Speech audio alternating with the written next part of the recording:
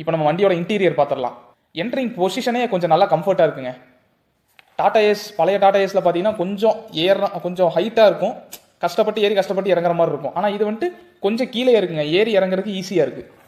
இந்த வண்டி பார்த்தீங்கன்னா என்ட்ரிங் பொசிஷன் நல்லா இருக்குது, சீட்டிங் கம்ஃபர்ட்டும் ஓகேவா இருக்குது. என்ன ஹெட்ரெஸ்ட் கொடுத்துருந்துருக்கலாம், டிரைவருக்கும் கோ பேசஞ்சருக்கு யாருக்குமே ஹெட்ரெஸ்ட் இல்லை, ஃபிக்ஸட் ஹெட்ரெஸ்ட்டும் இல்லை, அட்ஜஸ்டபிள் ஹெட்ரெஸ்ட்டுமே இல்லை, எதுவுமே இல்லாமல் பிளெயினாக கொடுத்துருக்காங்க. என்ன 3 பாயிண்ட் சீட் பெல்ட் கொடுத்துருக்காங்க, அது ஒரு நல்ல விஷயம் சொல்லலாம். 2 பேருக்குமே, பேசஞ்சர் அண்ட் கோ பேசஞ்சர் 2 பேருக்குமே. ஹேண்ட் பிரேக் பார்த்தீங்கன்னா 2 சீட்டுக்கு நடுவில் இருக்குங்க, அதுவும் ஓகே, ஒரு மாதிரி காம்பேக்டாக இருக்குது.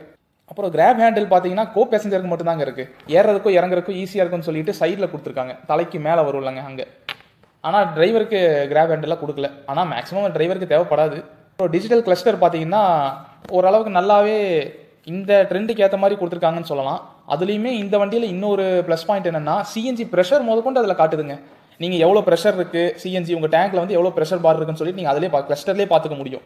இது ஒரு நல்ல ஃபீச்சர் நான் சொல்லுவேன். இது எந்த வண்டியிலுமே கொடுக்கல, எனக்கு தெரிஞ்ச எந்த வண்டியிலுமே இது கொடுக்கல. சிஎன்ஜியும் பார்த்துக்க முடியும், பெட்ரோலும் எவ்வளோ இருக்குன்னு பார்த்துக்க முடியும். கியர் ஷிஃப்டிங் பார்த்தீங்கன்னா டேஷ்போர்ட்லேயே வந்துடுதுங்க. டாடா ஏஸில் பார்த்தீங்கன்னா கீழே இருந்து வரும் இல்லைங்க, இந்த டாடா ஏஸ் ப்ரோவில் வந்து டேஷ்போர்டு முன்னாடி டேஷ்போர்ட்லேயே அது கனெக்டிங் கொடுத்துட்றாங்க. ஆனால் சார்ஜிங் போட்டு பார்த்தீங்கன்னா டேஷ்போர்டுக்கு கீழே கொடுத்துட்றாங்க, அந்த கியருக்கு கீழே. இது கொஞ்சம் மேலே கொடுத்துருந்தா இன்னும் கொஞ்சம் யூஸ்ஃபுல்லாக இருந்திருக்கும். ஏன்னா கீழே ஒரு 2 பேர் உட்காரும்போது முட்டி இடிக்கும் நடுவில், அந்த இடத்துல பார்த்தீங்கன்னா அந்த சார்ஜிங் போட்டு கொடுத்துருக்காங்க. இதை மட்டும் கொஞ்சம் தள்ளி மேலே கொடுத்துருக்கலாம், இது வந்து என்னோட சஜஷன். மியூசிக் சிஸ்டம் வைக்கிறதுக்கு அந்த ப்ரொவிஷன் கொடுத்துருக்காங்க. இந்த வண்டியில் பிரேக் ஃப்ளூயிடை ஃபில் பண்ணுறது பார்த்தீங்கன்னா டேஷ்போர்டுக்கு முன்னாடியே வந்துடுது, டிரைவருக்கு முன்னாடியே தாங்க இருக்குது.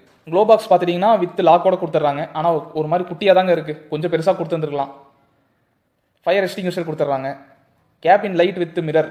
சன்ஷேடு வந்து டிரைவருக்கு மட்டும் தாங்க கொடுத்துருக்காங்க. இது கமர்ஷியல் வெஹிக்கிள் எல்லாமே இப்படி தான் பண்ணுறாங்க. சன்ஷேடு வந்து கோ பேசஞ்சருக்கு கொடுத்துருந்தா கொஞ்சம் பெட்டராக இருந்திருக்கும், ஆனால் அதை வந்து காஸ்ட் கட்டிங் பண்ணுறதுக்காக அவங்க டிரைவருக்கு மட்டும் தான் கொடுக்குறாங்க. ஓகேங்க, இந்த வண்டியோட எக்ஸ்டீரியர் இன்டீரியர் அப்புறம் ஓவராலாக நான் கவர் பண்ணிட்டேன்னு நான் நினைக்கிறேன். உங்களுக்கு எதாவது டவுட்டாக இருந்தால் கமெண்ட் செக்ஷனில் கேளுங்க. உங்களுக்கு மஹிந்திரா ஜீட்டோ டாடா ஏஸ் ப்ரோவோட கம்பேரிசன் வேணும்னாலும் கமெண்ட் செக்ஷனில் கேளுங்க, நான் அந்த வீடியோ நான் பண்ணுறேங்க. ஓகே கைஸ், நம்ம நெக்ஸ்ட் வீடியோவில் சந்திப்போம்.